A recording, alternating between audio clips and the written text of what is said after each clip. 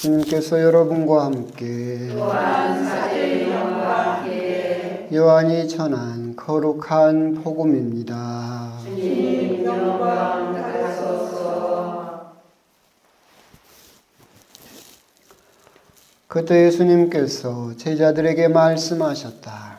아버지께서 나를 사랑하신 것처럼 나도 너희를 사랑하였다. 너희는 내 사랑 안에 머물러라.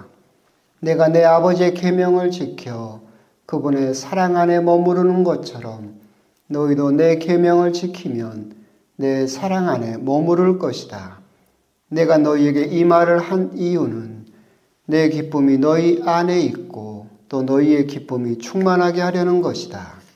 이것이 나의 계명이다. 내가 너희를 사랑한 것처럼 너희도 서로 사랑하여라. 친구들을 위하여 목숨을 내놓는 것보다 더 큰 사랑은 없다. 내가 너희에게 명령하는 것을 실천하면 너희는 나의 친구가 된다. 나는 너희를 더 이상 종이라고 부르지 않는다. 종은 주인이 하는 일을 모르기 때문이다. 나는 너희를 친구라고 불렀다. 내가 내 아버지에게서 들은 것을 너희에게 모두 알려주었기 때문이다. 너희가 나를 뽑은 것이 아니라 내가 너희를 뽑아 세웠다. 너희가 가서 열매를 맺어 너희의 그 열매가 언제나 남아있게 하려는 것이다. 그리하여 너희가 내 이름으로 아버지께 청하는 것을 그분께서 너희에게 주시게 하려는 것이다. 내가 너희에게 명령하는 것은 이것이다. 서로 사랑하여라.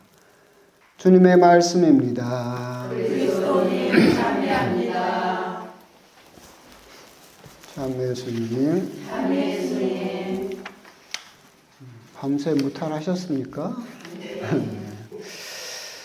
오늘 이제 요한복음이고, 오늘 요한복음은 벌써 몇 번째 우려먹어서 더 이상 할 말이 없는데, 근데 다행히 오늘은 이 복음이 또 겹치지만 또 선정된 이유가 있습니다. 오늘 복음의 핵심은 오늘 요한복음에서 여러분에게 하고자 하는 말씀은 이겁니다. 16절. 너희가 나를 뽑은 것이 아니라 내가 너희를 뽑아 세웠다.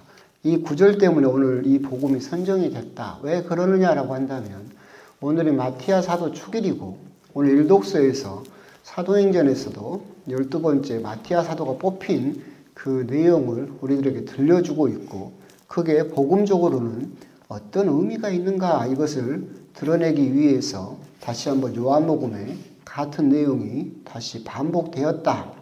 그렇게 생각을 하시면 되겠습니다. 오늘은 마티아 사도 축일입니다. 그래서 유다가 배신하고 떠난 뒤에 그 자리를 이제 마티아 사도가 채우게 되죠. 이제 구약 성경에서 12지파가 있었고 신약 성경에서는 다시 그 무너진 이스라엘 백성을 회복한다라는 의미로 예수님께서 12지파를 다시 세우십니다. 12사도를 세우시죠. 결국 무너진 이스라엘을 다시 회복하신다라는 의미고 하느님의 새로운 백성을 만드시겠다라는 그런 의미가 함께 들어있죠. 이게 이제 결정적으로 드러나는 게 요한묵시록을 보게 되면 새 예루살렘 이야기가 나옵니다. 종말이 일어났을 때 하느님께서 새 예루살렘으로 우리들을 불러들이시는데 거기에는 12성문이 있어요. 그러니까 사방에 3개씩에서 12성문이 있는데 그래서 그것은 그 성문마다 12지파의 이름이 그렇게 적어져 있고 그 성벽에는 또 12개의 주춧돌, 기초돌이 놓여 있는데 거기에는 또한 12사도의 이름이 또한 적어져 있다. 결국 우리가 초대받을 새로운 예루살렘, 새로운 하느님 나라라고 하는 것은 구약 성경과 연결된 12지파와 신약 성경의 하느님 백성이라는 12사도가 또한 주춧돌이 되어서 토대가 되어서 이루어진다라고 하는 것을 드러내고 있고 그렇기 때문에 이제 베드로는 사도는 그 12사도를 다시 메꿀 필요가 있었다. 물론 어떤 종파라든가 개신교에서는 그렇게 주장을 하죠. 그래서 죄의 용서의 권한이 12사도 그 사람들로부터 끝났기 때문에 그 뒤에는 주교님들이나 사제들이 죄의 용서의 권한이 없다라고 막 주장하기도 하지만 그게 틀렸다는 이야기가 뒷부분에 나옵니다. 오늘 그렇게 사도를 뽑아 세우는 이유 중에 유다가 제 갈 곳으로 가려고 내버린 이 직무, 곧 사도직의 자리를 넘겨받게 해주십시오. 사도라고 하는 사람들은 딱 그 12명으로 고정적으로 끝나고 그분들이 순교함으로써 사도직이 끝나는 것이 아니라 인간으로 끝나는 것이 아니라 직무로 연결된다. 그리고 12사도의 자리를 교회가 뽑아 세웠다라고 하는 것은 그 뒤로도 교회가 12사도의 직무를 이어갈 사람을 계속해서 뽑아 세울 수 있다라고 하는 것을 또한 드러내주고 있는 것이고, 그래서 일부 주장에서 말하는 것처럼 고유적으로 12사도가 순교함으로써 끝났다라고 하는 것은 전혀 말이 되지 않는다. 그것은 인간으로 끝나는 것이 아니라 사도라는 그 직무로서 지금까지 이어지고 있고, 그래서 교회가 뽑은 그 사도라는 직무를 이어받은 교황님과 주교님과 그렇게 죄의 용서하는 권한이 지금까지도 그 직무로서 이어지고 있다라고 하는 것을 드러내주고 있다라고 그렇게 기본적으로 또 이야기할 수 있을 겁니다. 오늘 복음을 이제 보게 되면 마티아라는 사람이 등장을 합니다. 그러면서 이제 그 120명이나 되는 사람이 모여가지고 후보 2명을 뽑죠. 그런데 한 명은 바르사바스, 유스투스라고도 불리는 요셉. 이제 우리 신자분들이 그래도 성경 조금 읽어보신 분들이 조금 착각하는 게 이분이 바르나바는 아닙니다. 바르나바하고는 다른 사람이죠. 이름은 같아요. 요셉이라고 같지만. 옛날에도 한번 말씀드렸는데 바르의 뜻이 뭐라겠어요? 좋아요. 아주 좋아요. 그렇게 맨날 잊어먹어야 내가 항상 새롭게 써먹을 거 아니에요? 아주 좋아요. 바르의 뜻은 누구누구의 아들이라는 뜻입니다. 그러니까 바르나바는 위로의 아들이라는 뜻이죠. 바르사바스는 사바스의 아들, 아버지가 있는 사바스, 안식일 뭐 그런 뜻을 가지고 있었겠죠. 바르톨로메오 그러면 톨로메의 아들, 시몬 바르요나 그러면 요나의 아들 시몬. 그죠? 그러니까 베드로 사도 아버지 이름이 뭐예요? 요나지. 시몬 바로 요나야 그랬잖아. 베드로한테 요나의 아들 시몬하고 베드로 사도의 아버지 이름이 요나. 그렇게 전통이 이어지는데 이 사람도 그래서 바르사바스라고 유스투스 정의롭다라는 뜻으로 별명도 지닌 이 사람은 바르나바하고 다른 사람이지만 그 교회 공동체에서 굉장히 유명했던 사람인 것 같아요. 왜 그러냐면 뒷부분에 이 바르사바스라는 이름이 또 등장하거든요. 이렇게 사도들이 뽑아 세운 사람들 중에. 그래서 초대 교회에서부터 굉장히 유명한 사람이었던 것 같고, 그리고 마티아라는 사람이 또 드러났는데 이 사람은 성경에 처음 등장하죠. 별명도 없고 아무런 가문 이름도 없어요. 그렇게 어떻게 보면 그 공동체에서 어떻게 보면 좀 한가락하는 사람하고 이름만 덜렁 있는 사람하고 두 사람이 뽑혔죠. 그렇게 해서 결국은 하느님께서는 항상 둘째 아들 신화라고 하는 것처럼 가난하고 힘없고 이름 없는 사람을 선택하셨던 것처럼 마티아를 선택을 하시면서 12사도가 채워지게 되었다라고 합니다. 이 사도를 뽑는 조건은 두 가지가 있죠. 오늘 일독서에 있는 것처럼 사도가 되기 위해서는 예수님께서 공생을 하실 때부터 지금까지 계속해서 마음 변하지 않고 제자로서의 그 자격을 유지했던 사람. 그죠?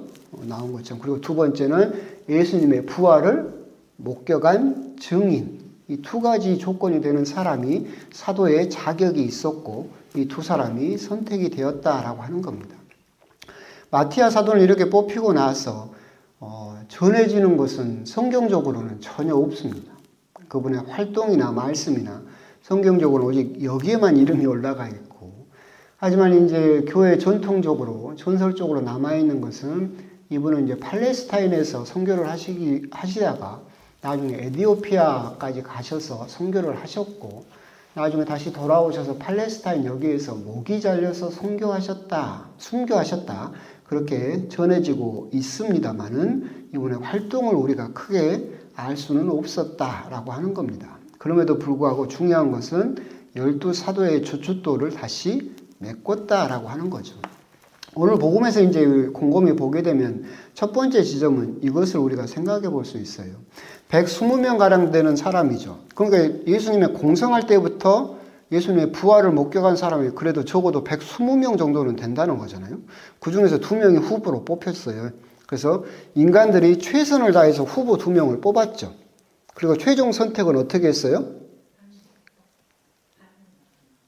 제비 뽑기 했지. 이게 나오잖아. 제비 뽑기 했다고. 그러니까 우리들이 생각하면 왜 그걸 다수결로 안 해요? 그잖아. 120명이나 모여가지고 자 바르사바스 지지하는 사람, 마티아 지지하는 사람 다수결로 뽑으면 훨씬 민주적이잖아. 근데 세상에 12사도를 뽑는데 제비 뽑기로 뽑았다고. 뭐 말도 안 되다고 돼 있잖아요. 왜 그렇게 하셨을까를 생각해 볼 필요가 있겠죠. 결국은 우리가 다수결로 사도를 뽑았다 그러면 뽑힌 사도는 이제부터 이제 누구 눈치를 봐야 됩니까? 우리 민주주의가 그러잖아요. 대통령 뽑아놓으면 대통령은 누구 눈치를 봐야 돼요? 국민 눈치를 봐야 되는 거하고 똑같이 인간이 사도를 뽑아놓으면 그 사도는 이제부터 누구 눈치를 봐야 되냐면 인간의 눈치를 봐야 돼요. 하느님의 눈치가 아니라, 그죠? 인간의 입맛에 따라서 결정을 해야 되고 사람들의 선택에 따라서 움직일 수밖에 없겠다. 그래서 최종 결정을 이제 누구에게 맡기는 거예요? 하느님께. 그렇기 때문에 오늘 복음에서도 너희가 뽑은 것이 아니라 내가 뽑아 세웠다라고 하는 말씀이죠. 그런데 그래도 신부님 너무하면 어떻게 제비뽑기로 사도를 뽑아요? 라고 할 수 있겠지만 이건 구약의 전통에 있는 겁니다. 구약의 전통에 보면 우림과 둠밈이라는 게 있어요. 그러니까 대제사장이 에봇이라고 하는 에봇 지업사 같은 거 보신 적 있습니까? 광고에? 광고판 가면 막 에봇 지업사 있어요. 대사자가 입는 옷이 에봇이에요. 이 제의가.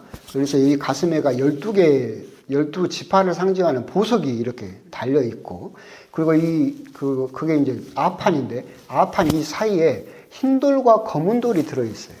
그게 우림과 둠밈이에요. 그래서 구약 성경을 쭉 여러 군데 나오는데, 누가 뭔가를 물어보면 대사자가 거기에서 점을 봐줘요. 딱 뽑았는데, 흰 돌이 나오면 해라. 흰 돌이 빛이라는 뜻이거든요. 검은 돌이 나오면 하지 마라. 이렇게 점을 봐주는 게 그게 우림과 둠밈이죠. 이게 뭐예요? 제비뽑기잖아. 네. 그렇기 때문에 요한묵시록에도 또 이게 등장해요. 그래서 뽑힌 사람들에게는 하느님께서 흰 돌을 주겠다. 그래서 흰 돌을 가진 사람은 구원을 받는다라고 그 우림이 또 등장하죠. 그래서 제비뽑기를 했다고 해서 어떻게 제비뽑기로 뽑아요? 라고 하겠지만 구약의 전통 안에서 대사제가 그렇게 하느님의 결정을 묻기 위해서 뽑던 그 전통 하에서 나온 것이다. 결국 이것은 이 사도를 뽑은 것은 누구다? 하느님이 뽑았다라고 하는 거. 이것을 우리들에게 다시 한번 기억하게 하기 위해서다. 왜 그러느냐라고 한다면 내가 하느님을 선택했다라고 하는 생각했던 대표적인 사람이 누구냐면 유다죠. 유다는 내가 예수님을 선택했다고 생각을 했어요. 그렇기 때문에 내가 선택했으니까 내가 버릴 수도 있다고 생각을 한 거예요. 주도권이 나에게 있는 거지. 그렇죠? 그런데 하느님께서 뽑았어요. 그러면 이 뽑힌 사람은 죽으나 사나 이제 어떻게 돼요? 하느님 뜻대로 살아야 되고 도망을 못 가겠지. 제가 옛날에 잠깐 그 말씀드렸잖아요. 제가 신학교 입학하면서 면접 보면서 자네는 왜 신학교에 왔는가 그랬더니 제가 뭐라고 대답했어요? 끌려왔습니다. 그런 건 기억을 잘 하시네. 끌려왔습니다. 그래서 끌려왔어요. 난 안 오고 싶었는데 3번이나 도망가 봤는데 도저히 도망을 못 가서 끌려왔습니다. 그래 끌려온 사람은 이제 어떻게 되는 거예요? 도망을 못 가지. 내가 선택했으면 내 맘대로 결정해서 내가 도망가도 되고 다른 신을 선택해도 되고 성당 가봤더니 천주교 가봤더니 미사 재미도 없고 별로 뭐 집에 우환만 꿇고 불교로 갈래. 실제로 그런 사람 많아요. 그건 뭐예요? 내가 하느님을 선택했다라고 생각하기 때문에 그래요. 그 생각을 경계하기 위해서 하느님께서는, 예수님께서는 계속 뭐라고 말씀하시는 거예요? 너희가 나를 선택한 것이 아니라 내가 너희들을 뽑아 세웠다라고 하는 것을 우리들은 항상 먼저 생각할 수 있어야 된다. 우리들은 신앙생활을 하면서도 내가 성당을 내 발로 찾아갔고 내가 하느님을 선택했다. 세상에 개신교도 있고 불교도 있고 뭐 원불교도 있고 있지만 내가 천주교를 선택했다라고 생각을 하면서 신앙생활을 시작하게 되면 안 된다라고 하는 거예요. 에레미야 예언서에 있는 것처럼 태중에 있을 때부터 나는 너를 뽑았다 라고 하신 하느님의 말씀처럼 이미 여러분들은 하느님께로부터 태중에서부터 이 길을 걷도록 하느님을 믿도록 뽑아 세워졌다. 이 말은 다시 말하면 무슨 말이냐면 여러분들의 신앙은 우연이 아니다. 여러분들의 신앙은 그저 많은 가능성들 중에서 내가 선택한 우연히 내가 걸어가는 길이 아니라 여러분들이 걸어갈 수밖에 없었던 그 길이다. 결국은 오늘 복음과 마티아 사도가 우리들에게 이야기하는 것은 여러분들은 제 발로 걸어온 것이 아니라 아까 너희가 말한 것처럼 뭐예요? 끌려왔다. 여러분은 하느님에게 끌려온 사람들이다. 그러면 이제 선택권은 누구에게 있어요? 하느님에게 있다라고 하는 것을 우리들은 생각할 필요가 있겠다. 오늘 마티아 사도 부분에서 끝에서 제비를 뽑게 하니 마티아가 뽑혀.